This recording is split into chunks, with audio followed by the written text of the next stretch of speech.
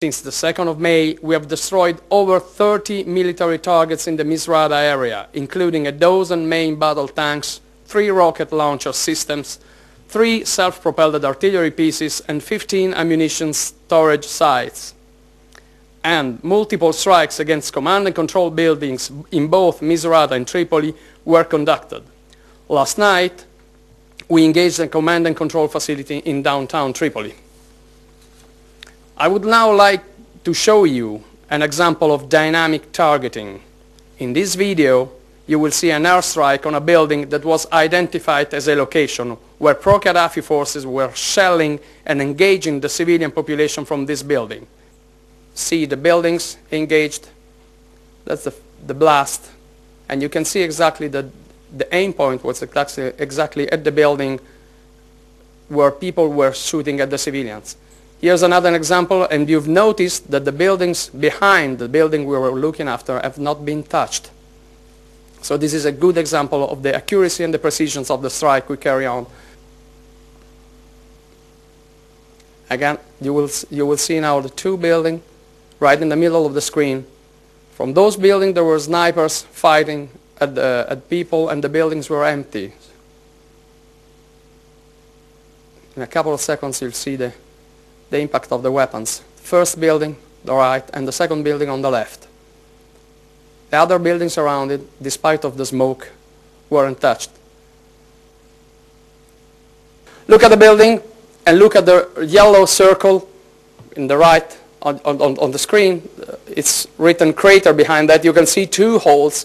This is exactly the part of the building we wanted to hit. So again, we're not talking about a building, we're talking about the part of the building which was of interest for the attack. So you can also see that there are no other damages to the building. Again, this is another building, and you can see the exact precision of the hole right in the middle of the roof of the building. And I'm talking, of course, about military targets.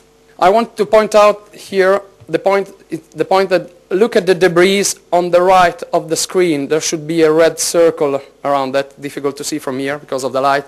But you will see that all the debris were stopped before passing the road, and after the road you could find some civilians buildings. So the debris have not gone far away. They stayed within the perimeter of the military site we were attacking.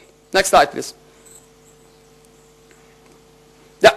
Here you can see a couple of bunkers hit, and you can see the holes right in the middle of the bunkers. And again, you can exactly see that we were not just hitting bunkers, we were looking for some specific bunkers, and that's the result.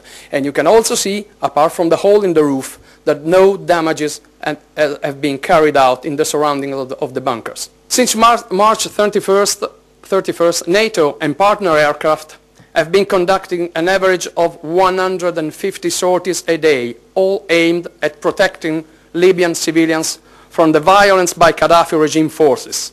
And since the beginning of the operations, nearly 6,000 sorties have been conducted. Over 2,300 of them were strike mission on approved targets. Every day, we observe a changing situation on the ground, and we make adjustments to our operations to ensure that our effort has the maximum effect. All NATO targets are military in nature and have been clearly linked to the Qaddafi regime's systematic attacks on the Libyan population and populated areas. Every strike conducted by NATO and partner forces is necessary, legal, moral, and executed in a manner in which civilian casualties are minimized to the fullest possible extent.